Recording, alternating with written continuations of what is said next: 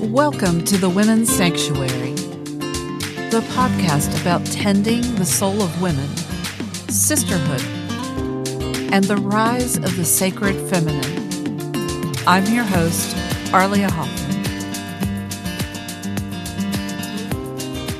Hello, everyone. Welcome back. This is Arlia. I'm thrilled to be back with you today. This is the Women's Sanctuary. And it's designed to be a safe, holy space where women can gather, share their stories of transformation and how they do their work in the world. We also talk about caring for the body and soul and just living the most authentic life we can. So welcome. My guest today is something I've been talking about and I promised was coming. It's a long-standing friend of mine, Stacey Shulman, and we met years ago. And she was, you were at a fair, a holiday fair, talking about your yoga work, and I just was immediately drawn to the work that she does. And then we had a recorded conversation, which I have no idea whatever happened to that, but it was a great conversation about yoga. And I've followed her ever since. And I feel like, if I were a yogini, like a yoga teacher, she and I would just be like totally in the same space. As it is, we're just in kind of, sister spaces, if you will. And so let me introduce you to her. Stacey Beth Shulman is a certified yoga teacher. She's a gentle activist, subtle disruptor, intuitive creatrix, and deep sea diver, meaning SEE. She uses her superpowers of compassionate intimacy to create brave spaces for people of all shapes, sizes, abilities, and genders to experience joyful movement, restful stillness, and attuned eating with pleasure and delight. I mean, I'm all over that. A native of Atlanta, Stacey enjoys art, music, cooking, and reading. And her website is curvyyogini.com, and we'll say more about that as the show goes on. Welcome, Stacey. Hi, Arlia. I'm so glad to be here. Thrilled to have you. As I was just telling you, we reconnected just recently because you posted about something a new piece of your work, or an expanding piece of your work. And I was like, oh my gosh, I'm like, again, our work is in parallel because I've always kind of personally been into like mindful or conscious eating or careful eating or just watching my physical well-being. But in the last year, gotten really more present with it and focused on it. And it's kind of taking over my life. Just the sense of, how can I be the healthiest, the most aligned with my body and what it wants and its own native wisdom. Mm-hmm. And at that point, you were talking something about body trust certification and Be Nourished and diet culture. So I thought this was a great opportunity for us to get together and find out, what you're doing and your perspectives, and have a conversation for people for whom this is important to share some ideas. So tell me what you're up to. Oh my gosh, what am I up to? I'm up to so many different things. It's always something new, I think. But when I think that Facebook post was about divesting from diet culture and the intersections of diet culture and really so many other aspects of our lives, how diet culture is really insidious and weaves its way into so many things. And so, so I did a training with with two women who, Dana and Hillary, who were at the time, their organization was called Be Nourished. And now it is the Center for Body Trust. And the training, the training was called Body Trust Certification. And really, I think the nutshell of all of this is that our culture teaches us not to trust our bodies, right? Yeah. And we can even take that to, the political, right? That our government doesn't trust us to make decisions for our bodies, right? So, and that's so relevant right now. Yeah. And what attuned eating really is learning to trust your body's hungers, your body's desires, and to follow those cues and as best as you can, because attuned eating also acknowledges that sometimes what the body, what we really want to eat is not readily available for various and sundry reasons, whether it's financially not available, whether it's geographically not available, whether just from a standpoint of time, it's not available, so then we learn to do the best we can with what we have. So it's really taking away a lot of the judgment around food, particularly as it relates to things like healthy food versus unhealthy food,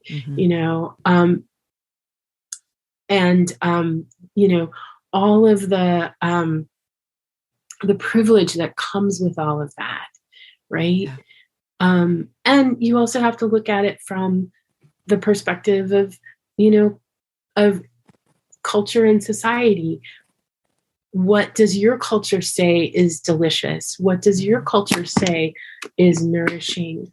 What does your culture, hello cat, what does your culture say is, traditional food that may or may not be, a choice that someone else would make, again, for a lot of different reasons. So I am what I'm offering folks is a coaching based on the ideas of body trust combined with yoga philosophy and a little dose of 12-step thrown in there, just because. And it's really been a wonderful experience to work with folks. Mm-hmm. So obviously you had to draw to that. How has it informed the personal way that you approach food? I will tell you that it's completely changed the way that I look at food and the way that I experience food. But this is not a program that you do. It's not a book that you read and questions that you answer and then you've graduated, right? It's something that I flow into and I flow out of. And as long as I can treat myself with compassion around that, and that's what I've learned to do. That's the other piece of this, is that I learned self-compassion. And so that when I do flow out, I can observe myself with compassion. And as such, that allows me to flow back in. Diet culture is insidious, right? And unless I'm living under a rock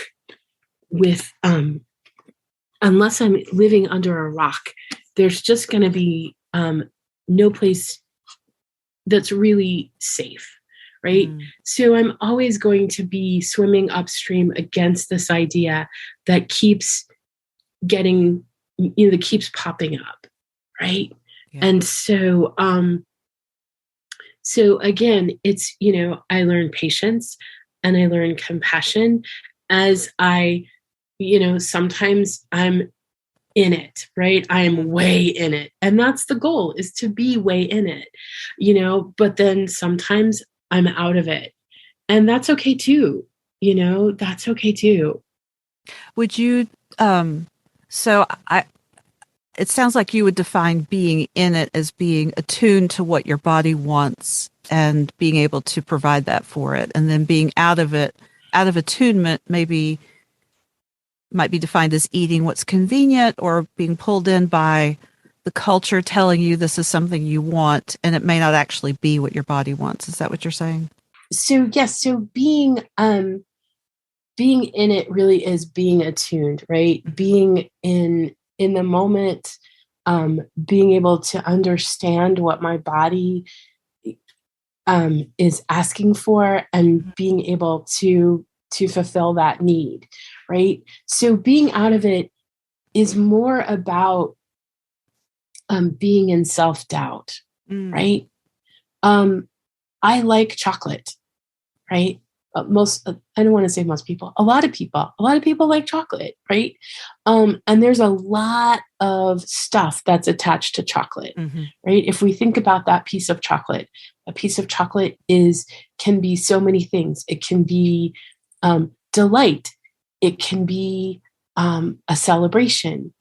It can be a reward, and those are just a few of the things that it can be, right? It can be a flavor I really, really want.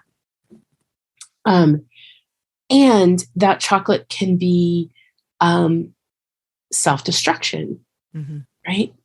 It can be what else? It can be all kinds of it can be self-destruction. It can be negative. It can be punishment, right? There's a lot of things that chocolate can be. And so being attuned to the chocolate is saying, hey, this is something that I want. I'm going to eat, I'm going to eat in an amount that's satisfying to me, and move on. If I'm out of attunement, it's, I'm feeling rebellious. I'm feeling bad. I'm going to eat some chocolate, makes sense. Yeah. I'm being bad today. I'm going to have a piece of chocolate cake. Yeah. That kind of belief system. Yeah, exactly. Ooh, that takes some work. I mean, because I've been there, but it takes a lot of work to get to that place where you can see the cultural overlays, but you can also sense what's true for your body and make that choice, and then know why you're making the choice. There's a lot there. Exactly. And it really does, like, it it goes beyond just like being bad, right? It's the whole, I'm making a healthy choice. I'm making an unhealthy choice, things like that. And how the idea of health being this sort of moral thing, right? That diet culture wants us to believe that, if we're healthy, then we're morally superior, right? And what does healthy look like? Well, healthy looks like thin, and it looks like fit, and it looks like a diet of only, vegetables and maybe some meat, and like, it's taking, for me, attunement is taking the moral judgment out of it. Right. And allowing food to be all the things that it can be, besides calories in, calories out. Because if it was just calories in, calories out, it would be a whole different ballgame. Yeah. It'd be like, what kind of gas are you putting in your car? It would be that simple of a transaction. Right. And think about it. There's different cars that take different kinds of gasoline. Some cars take diesel. Some cars take unleaded. They're the cars that are, quote, better because they're electric. I mean, exactly. Some cars don't even take gas, right? And so, like, even that we have to, even cars, there's no one size fits all. Mm-hmm. But diet culture wants us to think that there is one size that fits everybody and that there's one body type that fits everybody. Yeah. Yeah. And that, and so that's what I work so hard to divest from. Yeah, that's what I love, because that's been one of my biggest lessons in the last year is I've definitely been in the diet culture, and yet having to like figure out where the stories are that aren't true for me, and peeling back the moral judgments of that. But then I think the biggest piece for me has been realizing that the culture is, it's the water we're swimming in. So it's so pervasive that we don't even realize that maybe most of what we're eating is because we've been told it's either good for you or yummy and you deserve it, whatever the story is, or if it's quote bad for you and you shouldn't be eating it, but you can just sneak some in here and there and do like all that crap. About all the moral judgment is so pervasive. I just posted an episode last week, and I've been threatening to do this. I haven't quite done it yet, but I'm going to spin an episode on potatoes, because it occurred to me how pervasive in our culture, at least in the American culture, Western culture, is potatoes. I mean, what is Thanksgiving without mashed potatoes? Or what kind of person are you if you don't eat French fries? I mean, like all of that. Yeah. Because it's if you're American, that's what you do. You eat potatoes. Right. So there's just one little example to me of that I've had to work with of getting back to, but what does my body want? Right. What does my body want? And sometimes my body wants potatoes. Yeah. And just because I want it or don't want it means nothing about anybody else's journey. Right. Just because I choose it or don't choose it, realistically speaking, it's nobody's business what I'm eating or not eating. But but I get calls on the regs from my insurance company that wants me to, my health insurance company that wants me to sign up for their health coaching. Well, what is their health coaching going to do? Well, that allows my insurance company to monitor my eating habits through their health coaching. And so then they can decide, that gives them even more information to decide how much they want to charge me for insurance. Or because, oh my God, exactly. Or what they'll pay for, because, oh my gosh, she ate potatoes. Yeah. I mean, there's so many places we could go with that, particularly in the current climate. Exactly. And it all goes back to trust. Trusting that I can feed myself, that I can care for myself, that I can, if I am responsible for other people, that I can care for them. Yes. Yeah. Yeah. Yeah. I call it trusting the innate intelligence of the body. And so then the work becomes really, as you say, getting attuned to that, knowing, understanding it, and then the other piece is the compassion to just flow in and out of that attunement. I love that. Yeah, and to do the best you can with what you have, because again, not everybody has the same resources, and it's really important to honor that. A lot of people think that intuitive eating is, just like a free-for-all. Eat whatever you want, whenever you want to. If you want, if you want it, just eat it. Well, not everybody has that security. Yeah. Right. And safety and privilege to just, eat what they want, when they want, when, wherever, whenever they want to. I'm grateful that I have a lot of privilege, to do that. But I also have to acknowledge that, again, that not everybody does. So does that limit what I eat? It doesn't necessarily limit what I eat, but but there's things that I do, like I make regular donations to the food bank, and I bring food to the free 99 fridge, and, so, and I don't do it, what don't I do? I don't do it because it's, for any sort of moral superiority. I do it because that's a way that I balance out the fact that I have the ability to pretty much get what I want when I want it. And I acknowledge that not everybody else does have that ability. Yeah. Yeah. We could spend the rest of our lifetimes talking about how to fix the food deserts and make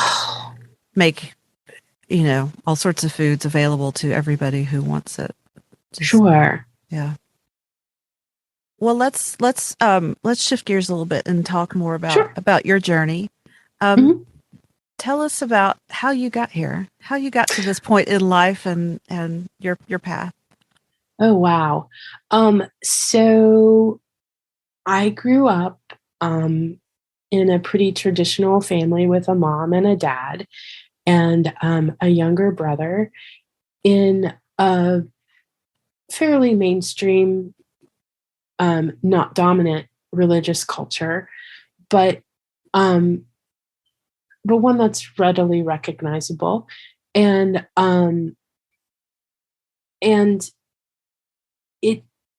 food was just always, food is threaded through my religious culture, my upbringing. It just, food was so many different things, and it was really super confusing.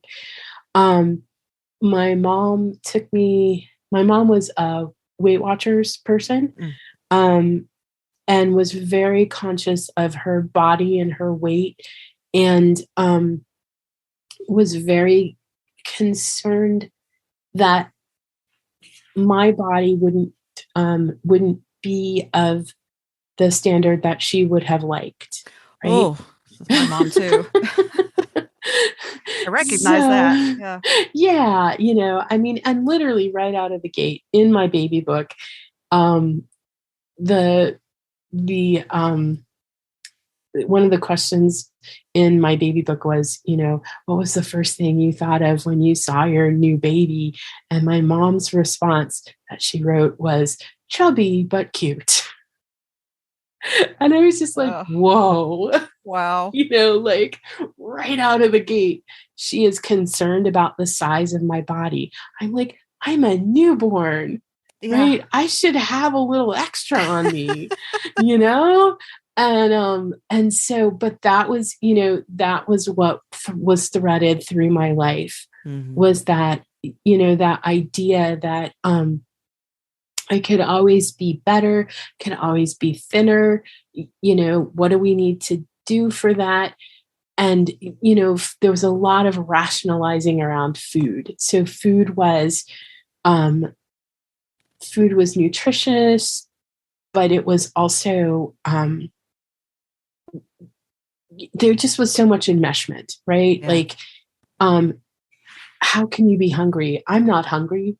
It was like, well, but I am, so that was all those messages that I got very early on about, how, is this food really worth eating? Here, let me tell you, oh, I don't think it's worth eating. You really shouldn't eat it either. Those kinds of things. I didn't have a lot of autonomy around food. And bless my mom's heart, she was doing the best she could. And it was her desire to instill in me, the values that she felt were really important. And those values were, based on the way that you looked, so that you looked attractive to men, so that you would get married and you would have beautiful children and she would be a beautiful grandmother and, all the whole story. Yeah. Right. The whole story. Right. And hilariously enough, none of that happened for me. And I'm super happy in my life. But it took a long time to get here. And all of that is to say that what I really got out of all of that message was self-doubt, right? I grew up doubting myself and doubting my choices. And it took a long time for me to come around to the fact that I own my body and I can make choices for myself. And the way that it all came about really was finding my yoga mat and finding my yoga practice, which taught me to trust that my body could hold itself up. There were particular poses. One of them, Warrior One, which is a standing lunge pose. So I may have my left foot forward and my right foot back. I might bend my left knee and put a lot of weight through my left foot and then raise one or both arms, right? That's a synopsis of Warrior One, if you're not familiar.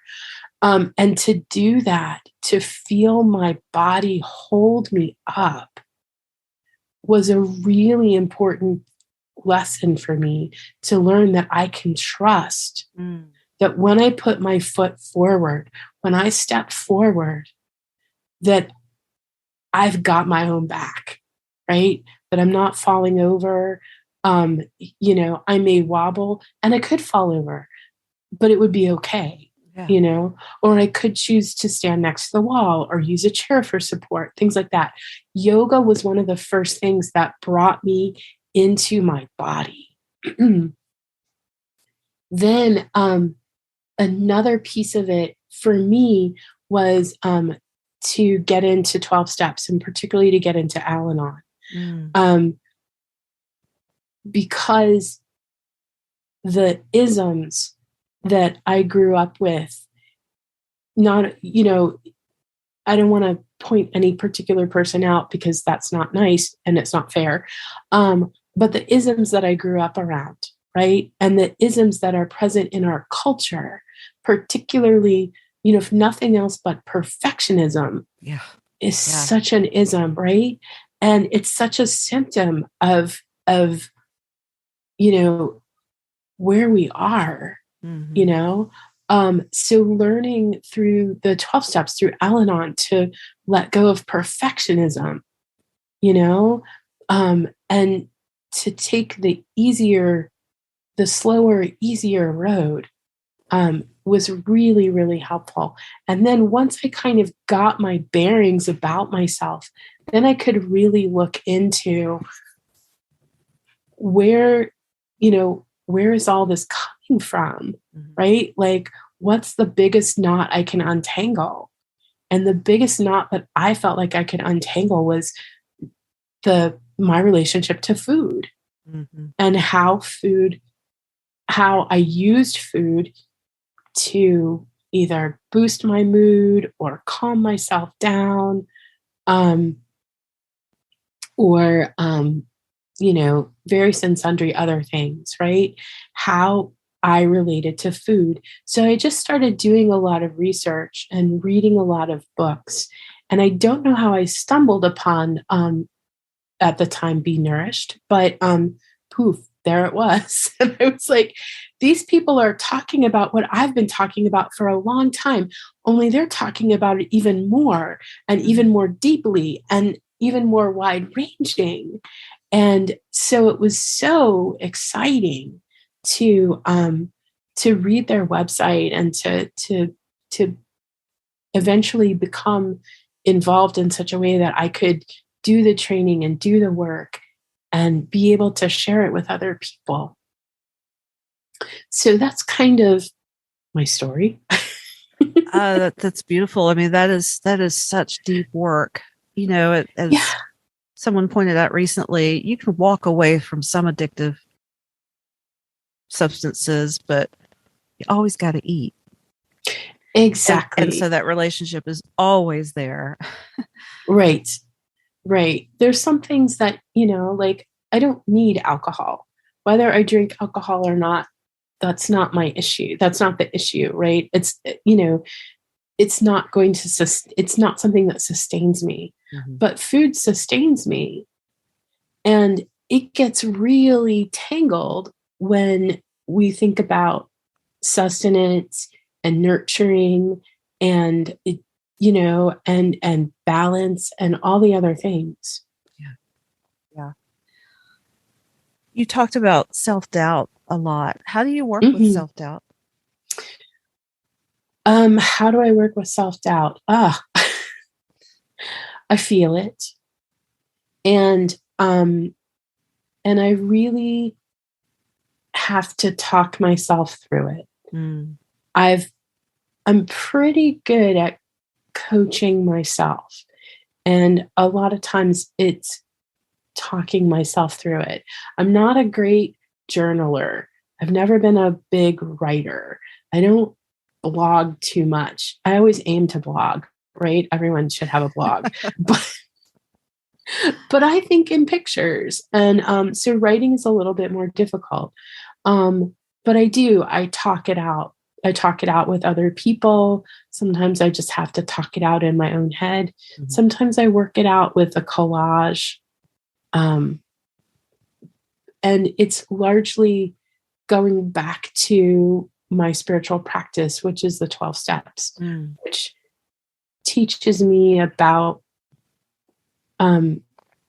trusting the universe, trusting that the universe has my back. Ooh, I've been doing a lot of that work lately too. Yeah. Elizabeth Gilbert was on the Glennon Doyle podcast recently. I love her.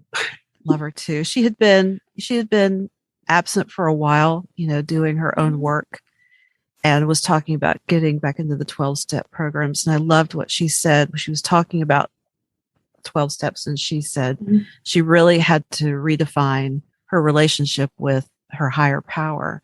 And it was very complicated and enmeshed and entangled in all her, her upbringing.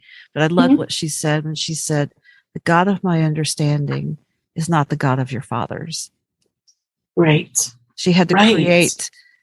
I think she asked her sponsor, "How do I create a God in an image I can?"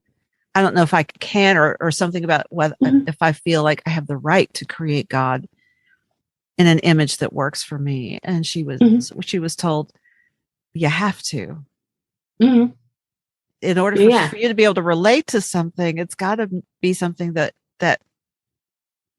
is in your own imagination and your own creation, in order to put a face on this creative force in the universe. And that was really helpful for me because similar to you, I was raised in an ism. With a whole set of beliefs and a whole set of pictures about, what the creative force that sustains us is or isn't.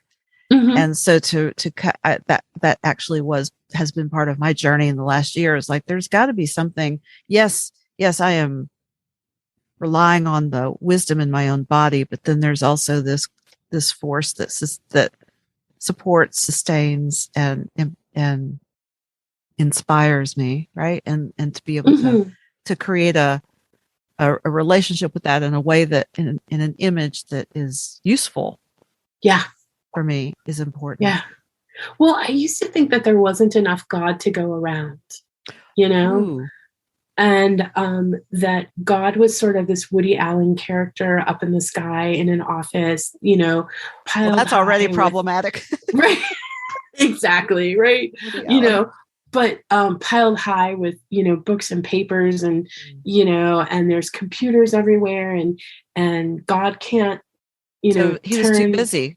Yeah, he was too busy. God was too busy. And when horrible, tragic things happened, it was because God just had his back turned, right? And couldn't reach the couldn't reach that computer fast enough. And oops, And I've learned since that for me, God is not a person, but God is what I call blue, benevolent, loving, universal entity. And so when I see the blue sky, that's God. And when I see the blue ocean, that's God. And when I see, when I hear the birds singing, that's God. And it's so hilarious to me that God is so much in nature because I'm so indoorsy. Like, not a nature girl. There has to be a bathroom within 50 feet of me at all times, right? And I prefer air conditioning and, all of that. And so, yeah, but that's who God is for me. And when I can lean back on the universe and know that whatever choice I'm making is made with the support of this benevolent, loving, unlimited entity, whatever choice it is, whether it's a carrot or a candy bar, in that moment, it's the right choice. I love that. Yeah. Thanks. Because the benevolent, loving, unlimited entity, I would argue, probably doesn't care which one you're eating. Right. The benevolent, loving, unlimited entity only wants that I'm satisfied and that I'm safe. And that, hungry to me feels very unsafe. And so, so to be satisfied, to not feel hunger, and there's also different kinds of satisfaction, right? Oh, yes. There's, I can have eaten a meal that was satisfying because it was all the flavors that I wanted, right? It was all the textures and the flavors and in the right place where I didn't have distractions and, and whatever. It was, it was the perfect meal. Or it was whatever I could, grab and, and eat just so I'm not hungry, right? There's like those two ends of the spectrum. And then there's everything in between. Yeah. I want to come back to the attuned eating. What is it? Can you offer something to help our listeners begin to practice that? So how would they begin to practice what it means to be attuned and aligned with in their eating? Attuned eating, sure. Is what you call it. Yeah. So really, to me, what it all comes down to is interoception. And isn't that a crazy word? That's a new one. You'll have to so say more about that. Sure. interoception, interoception. There will be a test later. Yes. is decisions we make based on what it feels like inside our body. So there are a lot of, our culture is very exteroceptive. Exteroception is decisions that are made based on cues outside of the body, right? And in other words, triggers. So, but one of my favorite exteroception illustrations is, when you go to the movie theater and you walk in and the first thing you smell is popcorn and you hear it. Yes. Right. It's like popping and already you're imagining like the butter and the salt, and it doesn't matter if you are. Okay. I'm already having a moment here. Right. Exactly. Like you're already having a moment. Right. or you're driving down the street. My mom's favorite was Hot Donuts Now from Oh, yeah. Krispy Kreme. Yep. And you're driving down the street and the hot sign is on. And then suddenly you're like smelling it and you're like, crossing 4 lanes of traffic because you've got to get there, right? Yep. That's exteroception. So interoception is feeling, is noticing what we feel like on the inside and making decisions based on that. And that's a really hard thing to grasp. Oh, it is. But it is hard. Yeah. My suggestion is to check in with your body, and what is your body feeling? So is your body feeling, and you can even go through a list of because I'm the worst at where do you want to go for dinner or what do you want to have for lunch? I don't know. What do you want? Where do you want to go? Oh, right? Yes. It's always that decision. Really? Do I have to decide? Right. Like I have to feed myself. Yeah. Oh, right. But so you go through the list and you think about, okay, well, do I want something crispy or do I want something soft? Do I want something hot or do I want something cold? Even that would be, even that takes us to a place of interoception, right? Where we first feel, I feel hungry. Well, what does it feel like when you feel hungry? And then, once you establish, okay, I'm hungry, then do I want something sweet? Do I want something salty? Is it, how much time do I have to eat? If I have a long time, am I hungry? If I have a long stretch of time to cook, is it that I'm so hungry that I can't wait for, the chicken to be done? Do I need to go out and find some chicken someplace else? Do I need to, oh, look, there's tuna fish. That's really easy to open and make really quickly. So so going back to what it is that your body, what you're feeling in your body, and then maybe what is it that you are really craving, without attaching a story. And that's a really hard thing to do. But if you can try and do it, even just a little bit, right? Every little bit, it's like stringing a pearl. Every time you have one of these experiences, you put a pearl on your necklace, and eventually you go from one pearl to a full pearl necklace. Yeah. Yeah. It's like a baby muscle beginning to exercise that muscle and strengthen it. Yeah. Yeah. And so what happens if we drop a pearl? It's okay. Yeah. How do we exercise that self-compassion?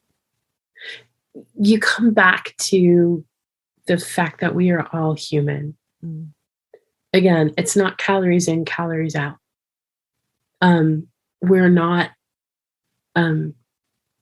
robots, right? We're human beings. And in that we are being, and part of being means that sometimes we're going to do it quote unquote right. And sometimes we're going to do it quote unquote wrong. And it's coming back around to that benevolent, loving, unlimited entity who doesn't see things in that black and white. Yeah. It's coming back to the present moment and saying, I did the best I could with what I had. Yeah. That's absolutely true. Having that kind of self-compassion, looking back, because I have that same thought about the years I was not eating in attunement with my body, but I did the best I could with the information I had at the time. Yeah. But I also wanted to add, I kind of wanted to talk about what's the reward? What's the payoff for that level of work? For me, it becomes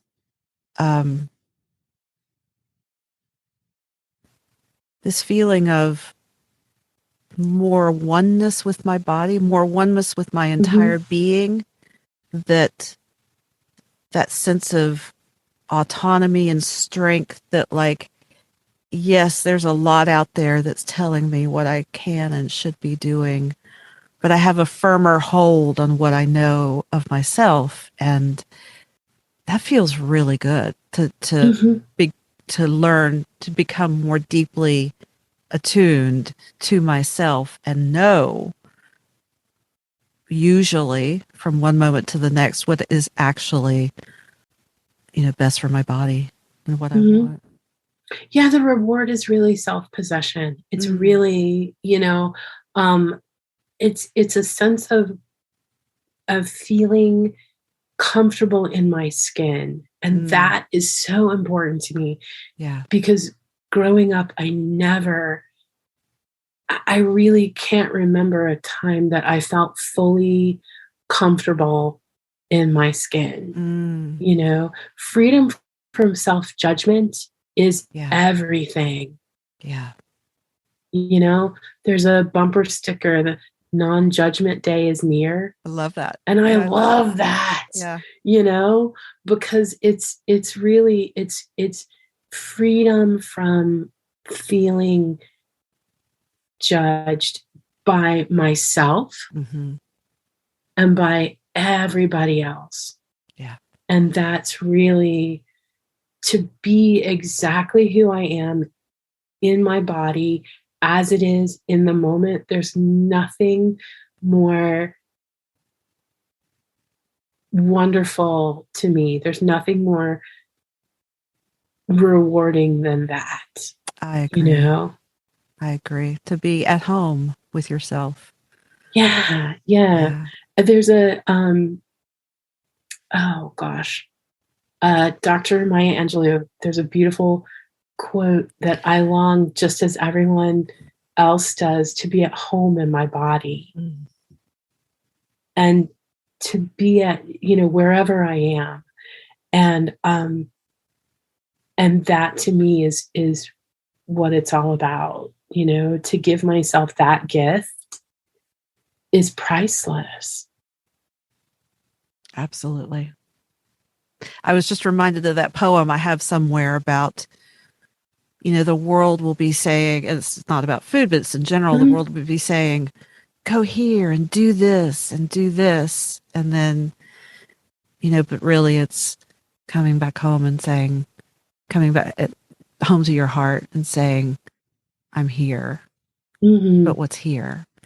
Yeah. And I think, that's just what we're talking about is another aspect of really being, as you said, self-possessed, being aware, being in tune with yourself, and finding that path, knowing how to get back home to yourself. Nothing is more, for me, it's a sense of relaxation, right? That I'm not struggling, that I'm able to soften. And that softness is just, to me, that softness is everything. We live in a world that's so hard. Yeah. That's priceless. Yeah. Oh, I love and self-compassion for yourself and being able to be soft. That's all. Yeah. That's so juicy to me. That's a yearning of mine for sure. Stacey, thank you so much for this beautiful conversation. You have so much other work to offer that we didn't get to, but this was what was really, burning for me to talk about. Absolutely. Thank you. What, people want to know more about how you work with people, either through yoga and embodied practice and food, all of the above, sometimes all at once. Tell people how they can find out more about you and get in touch with you. Yeah. So you can find me on the web at www.curvyyogini.com. So that's CURVYYOGINI.com. And there you'll get an idea of what I offer. And I work with folks in person. I also work with folks online. So if you are someplace other than where I am in Atlanta, you are welcome to connect with me online in the virtual world. I also, let's see, how else can you reach me? You can also find me on Instagram. I'm at Curvy Yogini. So I'm there, and I am Stacey Beth Shulman, SHULMAN on Facebook. So, and I'm open to folks friending me on Facebook. So yeah. Perfect. And that's actually where this conversation started. So yeah. Yes. And yeah, sometimes you are frequently the bright spot in my day if I check in on Facebook, because you've got a great little, Buddha doodle or meme or something. It's like, oh yeah, it's sometimes a reminder of self-compassion, or just to kind of laugh at the world or laugh at ourselves and have self-compassion. So I appreciate that. Thank you. Well, this has been absolutely lovely, and I think that there is plenty more that we can talk about. So absolutely. Yeah, we'll come back to this in the future for sure. Thank you so much. Thank you. Join us next time. We'll to hear more women sharing their stories. We're going to continue this conversation with other guests around self-compassion and living in alignment with your body. If you enjoy these podcasts, please consider leaving a review on your favorite podcast platform. It helps people find us and helps our guests. For Stacey Beth and myself, thank you so much for joining us. I'm Arlia Hoffman, and this has been the Women's Sanctuary. We'll see you next time.